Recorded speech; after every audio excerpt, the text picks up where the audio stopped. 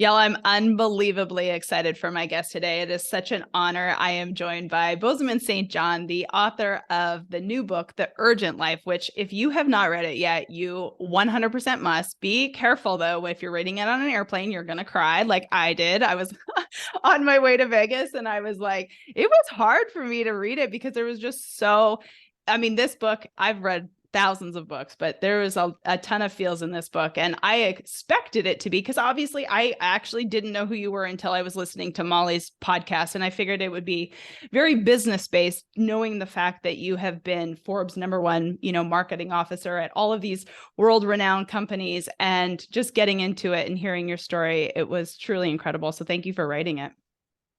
Oh, thank you so much for that. What a rave review. And you're right. I think the airplane warning is a good one, because I've had quite a few people like tag me on Instagram, like saying, you like destroyed my makeup on my way to such and such a place, or the flight attendant was concerned that I was sobbing. And I'm like, oh my God, that was not my intention, but I'm glad you were feeling the feelings with me. Yeah, absolutely. You posted something about you and your daughter making lasagna. And it was like, when I read you making the lasagna after your husband got sick, I felt it. Like, I literally, it's one of the coolest things when you can, as an author, I mean, is this your first book? I'm assuming. Yeah. Like, yeah. As an author, like your very first book, being able to like clearly articulate like how you're feeling, and for me to feel like I was there with you is truly incredible. So congratulations. And, everything that I preach and everything I teach and talk about is always about deciding it's your turn. And I feel like the correlation between living life urgently and deciding it is your turn, I think just really kind of is probably one of the reasons why I really resonated with what you were saying. Have you always felt, obviously, if everyone hasn't known every bit of your story yet, have you always lived life urgently? No, I don't think I have. Well, maybe let me try it a different way, which is that I inherited my dad's spontaneity and impatience, in life. And if I can be totally transparent, which clearly I'm going to be, which I love. Well, I'm like, look, the truth is out there, so I might as well keep going. I don't admire that quality. I don't admire it in him, and I don't admire it in myself. I always found it to be disruptive. Because we'd have a plan, like, especially as a family unit. When I was a kid, we moved around a lot, and it was mostly based on my dad's spontaneity. He'd get an idea or fall in love with a job, or like be like, this country next, and then boom, off we go, without much, at least for my young guys, without much consideration for how it would disrupt or change our living or our comfort or any of those things, and so I think that I had a little bit of built up resentment around that idea of spontaneity and impatience, because I saw it in him and I could feel it in myself.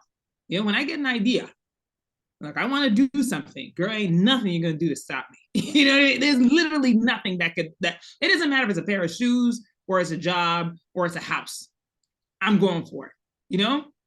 But what changed though, and what I am now more appreciative in myself, and what I'm talking about in the totality of my book, and then just in the way I live my life, is that urgency isn't just about like speed. It's not about like the right now. It's not that. It's not that carelessness with time. Urgency to me is absolutely more intentional. It means that I don't have patience for things that don't serve me. That's now where I have channeled my impatience, right? I don't have time for it. I'm like, okay, this thing is not growing me. It's not loving me. It's not supporting me.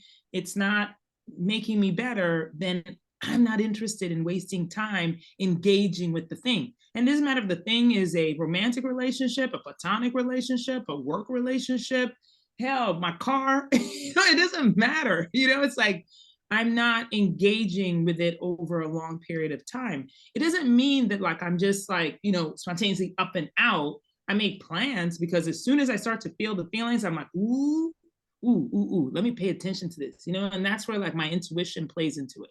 So I haven't always lived an urgent life the way that I am living now, but it is born out of a behavior that I did not respect in myself before. Oh, I love that. Yeah, for me, I just feel like it's such a gift to know that life is urgent or decide it's your turn or live life to the Yeah. fullest. I just feel like, obviously you've been through so many losses in your life. And, this book, my audience probably doesn't know this, but I lost my best friend to suicide at 18 as well. Oh my And God. we were in a fight. I always remember like when I found out, like we were in, because he wanted to date. And when that part of the book you were talking about it, I feel like at that age, I didn't realize what a gift it was for me to realize that life is so short. But now, at 40 years old or whatever I am, I feel like I have this beautiful gift inside of me that I don't know really where it comes from, but I am so grateful that I know life is short Yeah. and that I have to live urgently. And I feel like Yes. that is so clear in your book. Yeah, yeah. Because I'm inspired by it. I think it's easy, not easy, easy is not the right word, but it's expected and maybe acceptable to live your life fearfully if you have gone through any kind of trauma like that, you know? And by the way, I don't like to compare grief because I'm like, look, No. whatever happened to you is as important and as devastating as what happened to me. Okay. And they don't have to be the same thing. And there's no scale that we're measuring, right? But to your example, it's like you lost your best friend in a moment where you probably didn't feel closure, in the relationship. It was too soon. You felt shocked by it. Like all of these emotions, that come at such a young age that you were just not expecting. It's like, aren't we immortal? When we're 18, like, can't we do whatever we want? And time is like infinite, right? But the true gift, as you said, is that, there is now like this understanding that life is not just short. It's like it's meant to be lived really, really big. It's like we shouldn't live small lives. We shouldn't live lives that feel passive, as if we're just going through the motions. And life feels so much better when you're intentional about it. And when you're getting up and you know that the purpose of what you're doing is contributing to some larger mission. And that's what I feel like whenever you're in a rut or you're feeling like, oh God, you wake up and you just like that pit in your stomach and you just don't even want to get up out of bed. It is the biggest sign that you may not be living the life that's right for you. And so, how are you going to change it? Because it is in your power to change it. And so, Yeah. how are you going to change it in order to make yourself feel like I am purposeful in it? Yeah, it's a big decision. And speaking of a big decision, I mean, you have literally held the title of chief marketing officer at, the world's biggest companies. And last year, you decided to step away. And that must have taken so much courage to be able to do that. How did you make that decision? Oh no, you're frozen.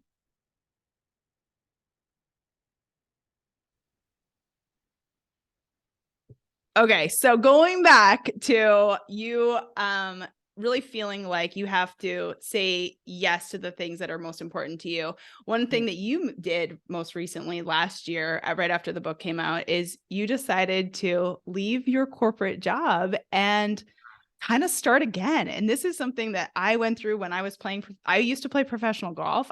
And then I completely changed lanes and I felt like I kind of lost my identity. Like when you quit being Bozoma Saint John, like the chief marketing officer, the woman on Forbes cover and all of the things. Yes. How did that go? Like, how hard was that? What's so funny is that I didn't consider any of that when I resigned. Because I resigned because I was like, you know what? It is going to be very, very hard for me. And by the way, it was a really great conversation with Ted Sarandos, who's the CEO of Netflix. We have a great relationship, and it was a very honest one, which was just like, look, I really love my job. Like, we were hitting all the big things, all the big moments. We just come over off the success of like Squid Game and Money Heist and Lupin and Bridgerton, and it was just like it was just hit after like all these hits. And going into what was going to be a very big like blockbuster summer. And at the same time, I had been writing my book for 2 years. Every Saturday morning at 10 a.m., I'd be here on my laptop, you know what I mean? And it was coming down to, like I turned in the final. So you would think that like, okay, no conflict now, right? Yeah. But I could feel it in myself that it was like, okay, I turned in the final draft, but now I had to get into like the mindset and mind frame of promoting the book, getting myself emotionally ready in a different way, right? Because it is one thing to write by yourself, or even in talking to my editor or like, anybody about the process and, just getting into the nitty gritty of the book. And a whole nother thing to talk to another person like you or anybody else about my experiences. Those are two very different processes. And so I knew I had to go. And like, a lot of this conversation, it's like, look, my intuition led me to that, really. And I listened to it, even though I was like, yo, you're not gonna have a job. Like you like you quitting your job. You don't have a paycheck coming in. But I was like, okay, I've saved enough money. Like I'm set. Like I could do this for a year or 2 years even, thank God, right? I've been blessed to be able to have that kind of reserve. And I was like, okay, you know what? Let me just go ahead and quit this job. And it wasn't until like a month after I'd quit when, sort of the high of being like, freedom, I'm outside, I'm an author now. And then I was like, oh, shoot. Like I walk into a room and it's no longer this Bozoma Saint John, the chief marketing officer Netflix. It was, and then some of the phone calls stopped. All of a sudden there was like this, dinner that a bunch of executives were having, and I didn't get the invitation to it. I saw it on Instagram. And I was like, wait, hold on. I'm supposed to be in that room, Yeah. And I was like, oh shoot, like I'm not in the seat. So am I no longer important? It's like I don't have the title. Now I'm just Boz. There is no company behind me. Nothing big. I don't have a book yet. I don't have anything. And it was a real shock to my identity, because I've always had one. And I think all of us, regardless of what it is, we all have one, right? You're a mom or you're a wife, you're a teacher, you're a business executive, you're a golfer, you're whatever, fill in the blank. And then all of a sudden I'm here scrambling, trying to figure out what my identity is. And what I found to be very helpful was that even in thinking about my book and the different identities I've had throughout my life, because really my memoir, I meant to center it on my husband's illness and the last 3 months of his life, but it ended up expanding to so much more than that, because it was very difficult to write about those months without understanding the full context of everything in my life, right? And as I even thought about it, I was just like, man, I've had so many identities. There's been so much transition. Like I got married to my husband in 2003 and thought I'd be a wife forever. And then in December 2013, I was a widow. What kind of? And then I was a single mother. Like these are not titles I wanted, not identities I ever aimed for. And so I know I'm like conflating the business and the professional, but I think that's where we all are. There isn't this like hard, fast line between those things. We are one. And so therefore, all of those identities are describing you as a person. And that's what happened to me. So I sit here now and I'm like, when somebody asks me, what do I do? And I'm like, my best. I do my best. I love that. That's what I do. I love that. Yeah.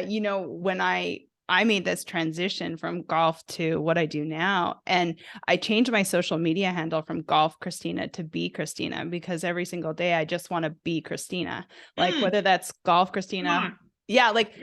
But that to me is like one of the hardest things that people go through. I mean, I've like one of my girlfriends, she just sold her 7-figure e-commerce business and she still feels like, we were having a conversation the other day. She's like, I feel like I've like lost a part of me. And so many people, especially guys, I feel like guys really tie their identity to what they do. Like Oh, how much yeah. money they make, what they do, like that is a big deal. And if you strip Oh, that away from someone, it's hard.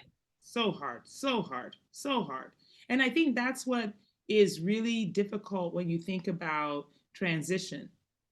And again, it could be in your business life or your professional life or your personal life or your social life, all of those things. Changing your social media handle or changing your bio is a big deal, actually. It feels like it. Like It is a big deal. You lost the Netflix part, and like that's a hard part to lose because it's like Yeah. such a big part of your identity. Yeah. All of a sudden, it's like I said, it's like think about when somebody goes through divorce, Yeah. and now you're not invited to that Christmas party, or your social circle changes because, some of your friends identify with your ex. And now you got to figure out what your new identity is, not being the wife or the husband or the partner of this person. So what have you learned about yourself in the last year that you haven't had a title behind you, a business title? Well, a lot of things. A lot of things. One of them, which I knew, but has become that much more clear to me, um, is that I am enigmatic regardless of the title. That like I made the title. Yeah. The title really didn't make me. I can still walk into a room and still capture it. That's it was scary to figure that out. Because I think I subconsciously relied so much on that corporate climb. I was so focused on that for a couple decades. So you can't really blame me for that, right? But without it, and without some of the social circles that I had been so used to automatically going to, all of a sudden I was like, oh shoot, can I walk into a room and still like meet people, talk to them? Are people still going to be interested in talking to me if I'm no longer doing this job that they think is so interesting? It's like, look, I couldn't even go to the doctor's office without the doctor being like, what should I watch on Netflix? And I'm like, can we get to that cold that I have, please? Like, can we talk about that? Like, I don't know. Watch, I don't know, some other show. I'm not sure. You know what I mean? Like, oh, I totally get it. I did a campaign for LASIK eye surgery. And literally that guy has a knife in my eye wanting to talk about golf. And I'm like, dear God, can we please not talk about golf just for this 2 seconds? 2 seconds. Like, can you 2 just seconds? 2 seconds. You got a knife in my eye. I don't give a shit about your golf game right now. Right now, exactly. I want you to focus on this eye. Okay. Exactly. Please do not. Maybe. So how does the person, something that I preach about all the time is confidence is to me the number one thing in the world, like everything, confidence, personal, professional, all the thing. How have you gained so like when someone looks at you, they know you're confident as shit. Like how have you had that? And you talked about it in your book, how like you really almost came out of the gates like that. Like what do you feel like has been a part of that? Do you think it was born in you? Like I believe confidence is like a muscle. The more that we use it, the stronger it gets. But totally agree. I'm like, look, it's like any other thing, intuition, confidence, all of those things are muscles that you build. And for me, I think some of it is definitely nature. I was born a particular way, but nurture for sure helped me with my confidence. I've told the story before about my mom when I was 12.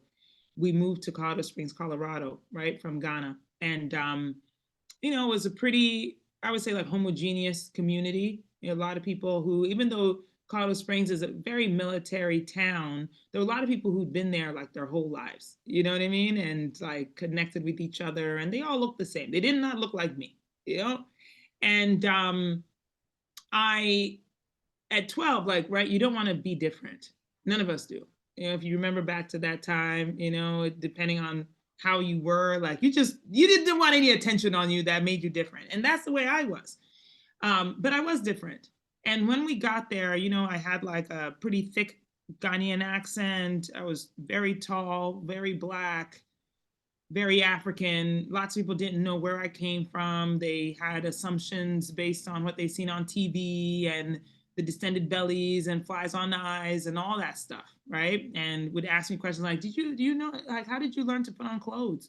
Or like, did your family eat monkeys? Like all that stuff based on ignorance, not meanness. They weren't trying to be malicious. Well, some people were, but it's like mostly it was just ignorance. It just did not know.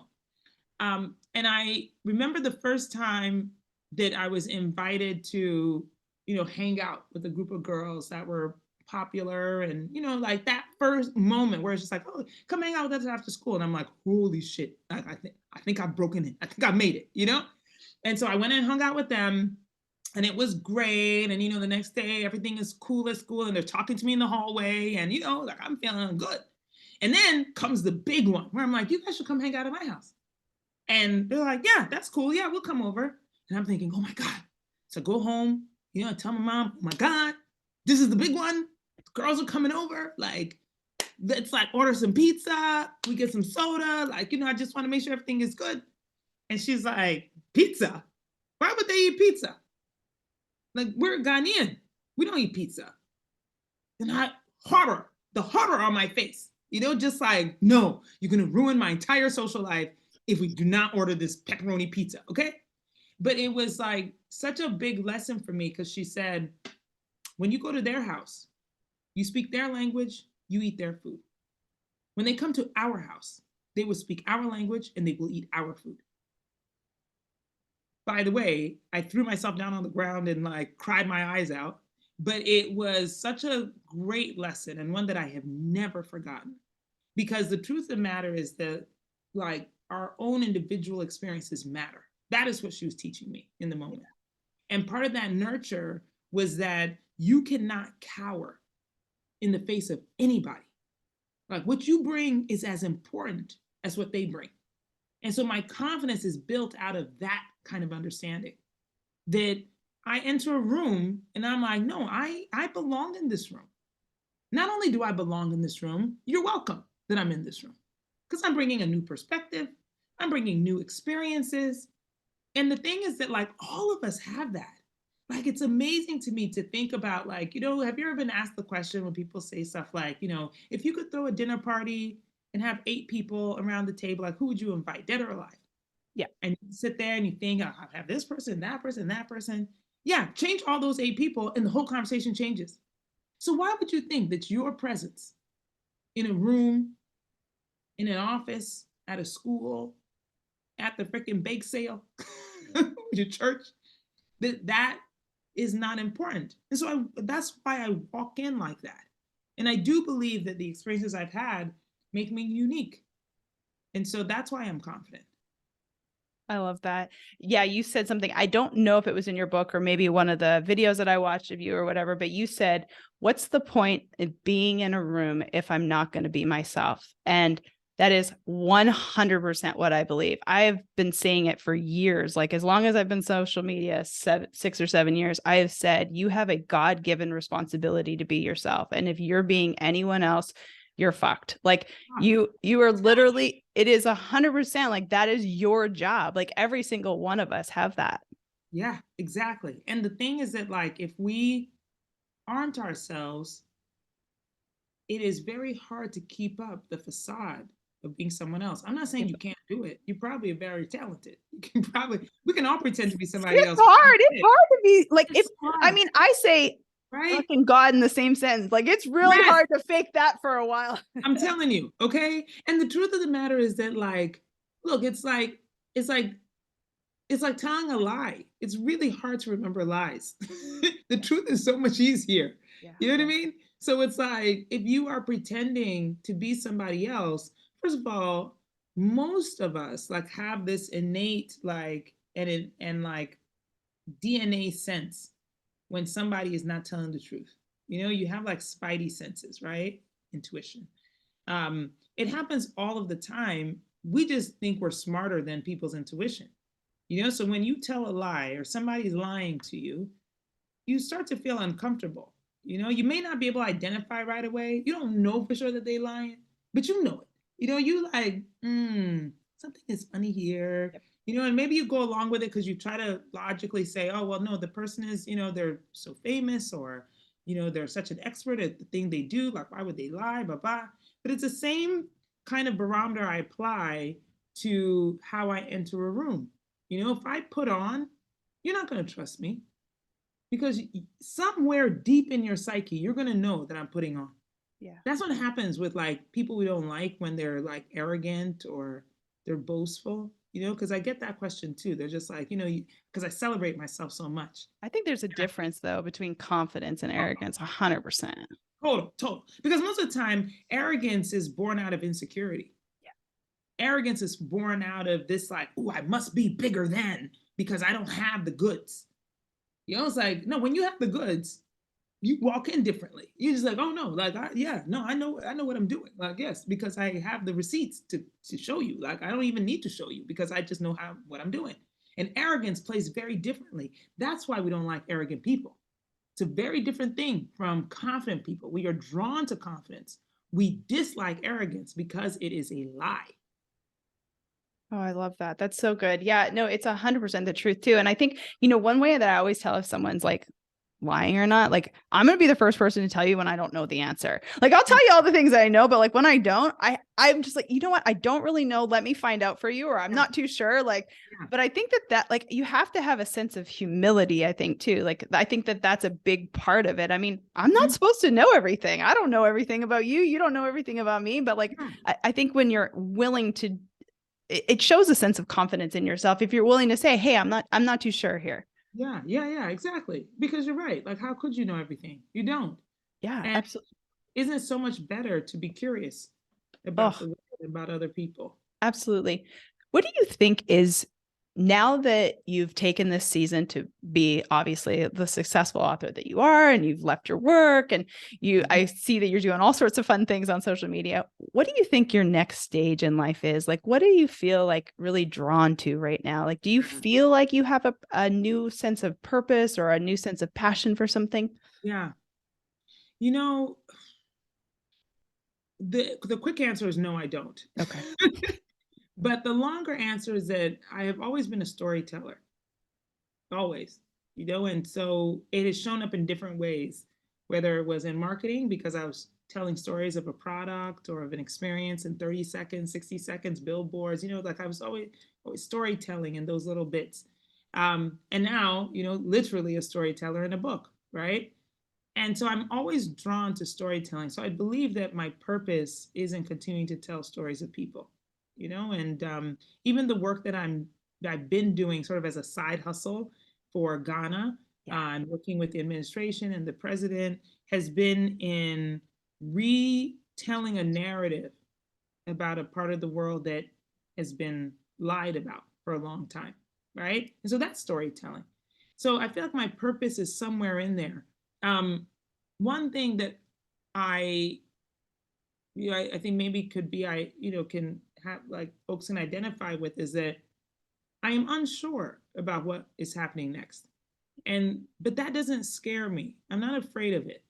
And I'm not afraid. And I think maybe that's a difference. That sometimes people are like, I don't know what's going on, and it causes them to panic, and they have anxiety, and then they start acting out in different ways because of that anxiety, or fall into something that they're not supposed to be doing because they're like, I just want something, But I don't have anxiety about it because I have trusted my destiny to find me, over and over and over again. And it has never failed, So right now I'm like, look, whatever is happening for me next is on its way. I know it is. I just got to keep walking. I That's think it. that's amazing for you to be able to say that, knowing how much you've gone through as well in your life. Like, that's like both a exciting and scary sentence. Yes. Yes. And it's also the reason why I don't walk around anxious about who I could lose. I don't mean that like I don't have fear about it. I don't want to lose anybody else in my life. And believe me, God and I have had a conversation about that. I'm Girl, like, I'm sure. No shit. don't look. I'm like, you better not even fuck around. Like, don't do that. Yeah. But at the same time, I don't have real anxiety about it because I have been at the very bottom. of grief, deep, deep, deep depths. Oh my God. Like just, whoo, to the point where like you just don't even, it hurts to open your eyes.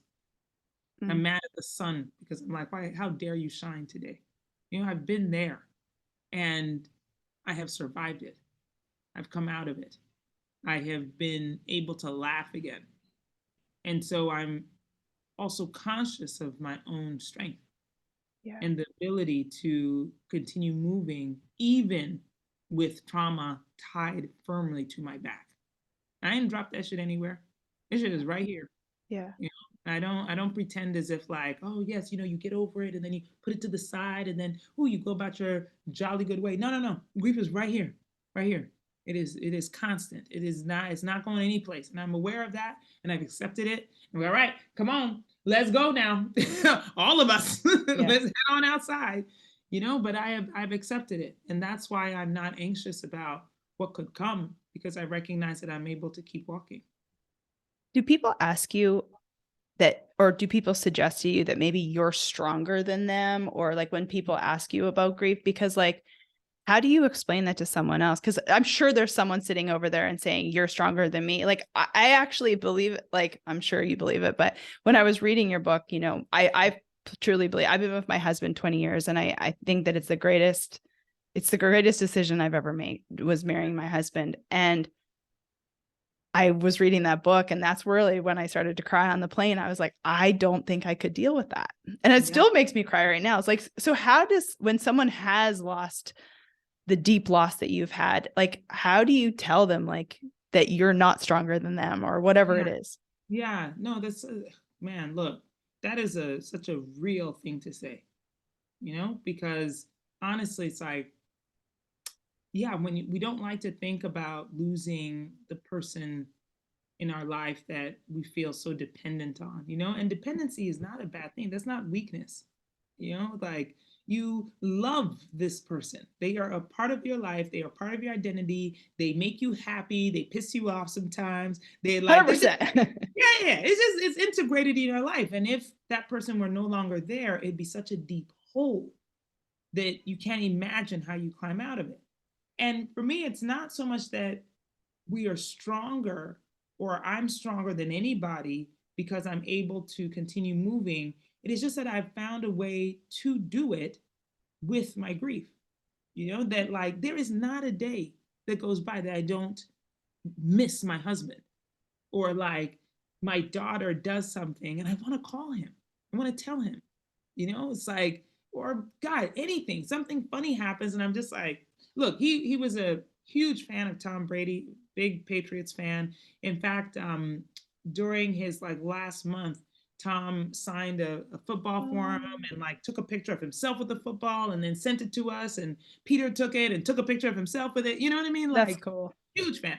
So when Tom Brady retired, for his 1.2 seconds that he retired, I'm telling you, it took everything. Like I was just like, oh my, where are you, Peter? Like you need to be here to experience this. And it made me cry. Yeah. Because I was Did just, you see 444? not at that moment.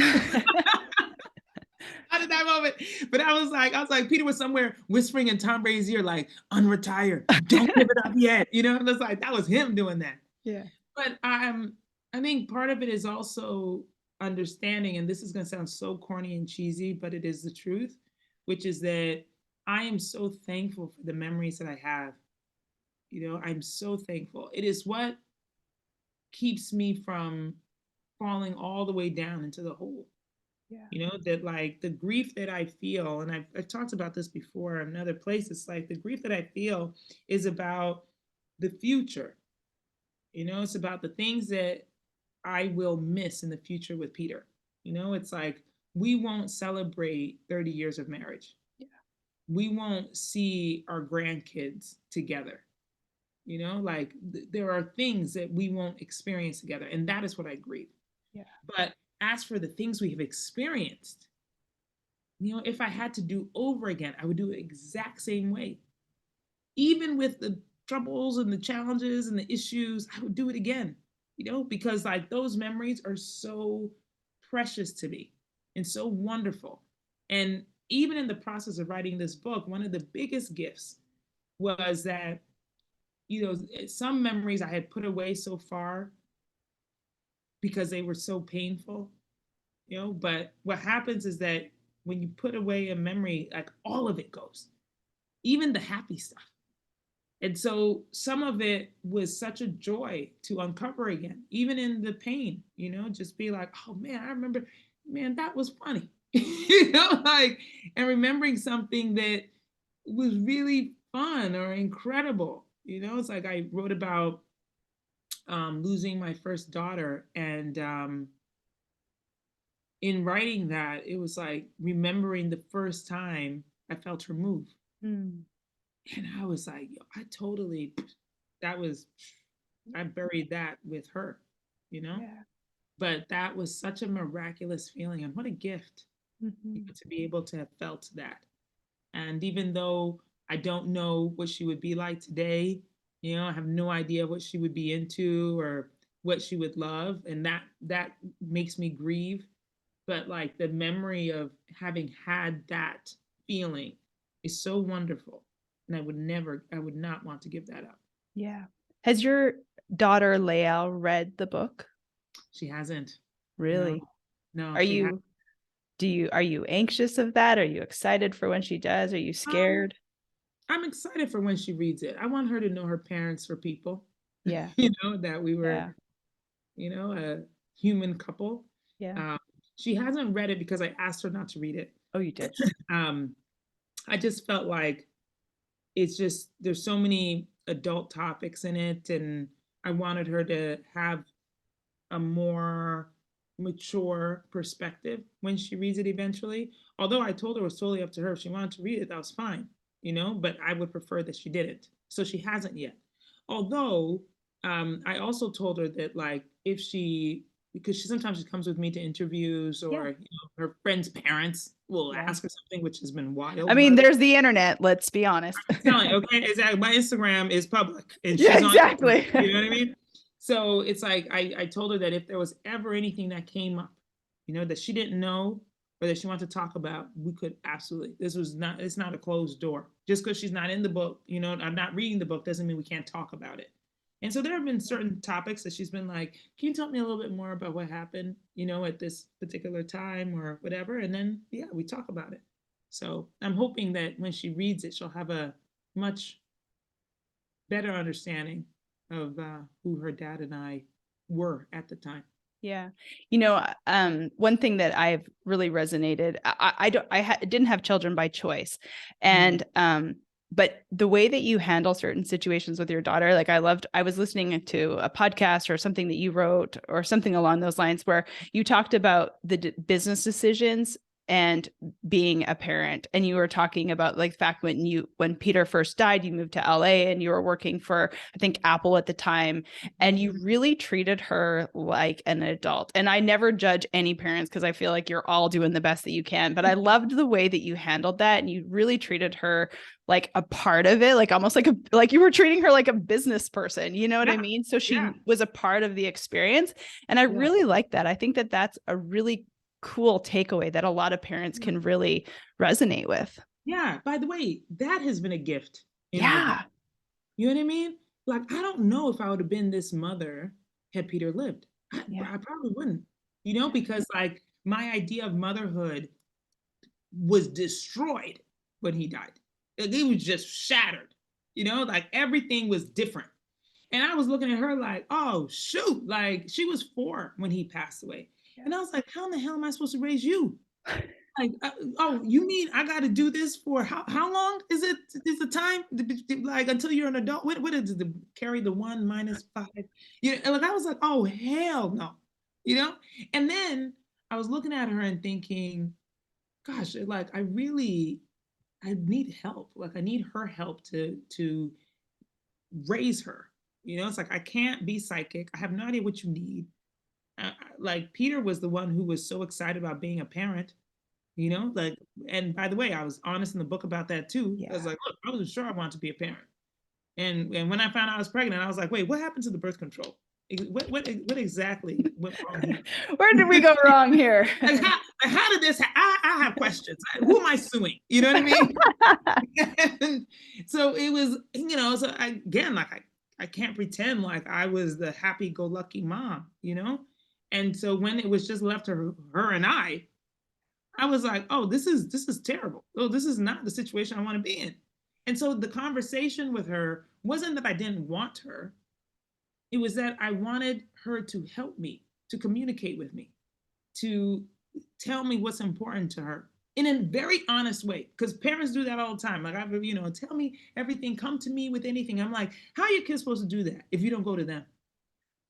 If you don't treat them that way, if you don't tell them your fears or the things that are important to you, or when they disappoint you, or when they really make you happy, or like your expectations, they're not going to come to you if you don't do that. And so I was much more vulnerable and much more open with her. And then, yes, giving her a very large voice in our house. So when I needed to go on a business trip and I knew it would conflict with something that was important to her, we talked about it. And if for real, like she was just like, hey, look, this like I need you to be there, then I'd have to find a way to do it, But she also understood that that was going to be a big sacrifice. And that for me has changed our relationship for the duration of our lives together. That she always knows that she has a big voice in our house, in our relationship, and that there's no way I operate without considering her. Such a gift, you guys. I hope you heard that. I hope you pay attention. You have to go read the book. It was one of, I'm a person who reads a lot of books and then I don't read and then I read a lot, and it's got to be like a story. It's got to be a memoir. I got to learn something from it. And it was truly such a gift. Thank you for sharing it with me. Thank you for being here today. Thank you for taking the time. I'm so unbelievably grateful. I can't wait to witness all of the things that you do next, whether it's your workout videos.